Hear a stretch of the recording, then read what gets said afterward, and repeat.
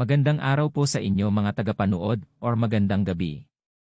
Ito po ay isang reaction video lamang mula kay tayo na at mag-subscribe sa kanya. Pa-subscribe na rin po sa channel ko. Tara na at nang masimulan na natin. Sinimulan na ng Estados Unidos sa South Korea ang pagsasagawa ng joint aerial drills noong Lunes, October 30 na kinasasangkutan ng 130 warplanes na mula sa dalawang bansa upang mag-simulate ng 24-hour wartime operations. Ito ay sa gitna ng ginagawang pagsusulong ng South Korea sa military cooperation sa Russia kapalit umano ng armed support na mariin namang kinokondena ng US at mga bansang kaalyado nito sa Asia. Layunin nito na mapabuti ang interoperability sa pagitan ng puwersa ng militar ng Amerika at South Korea.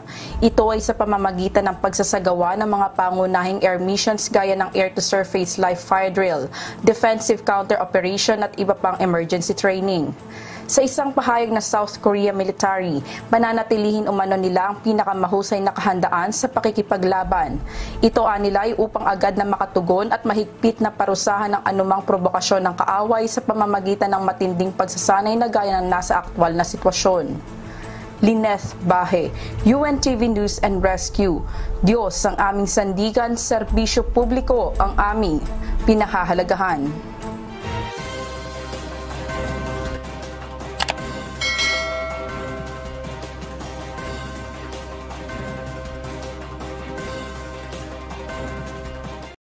Maraming salamat po.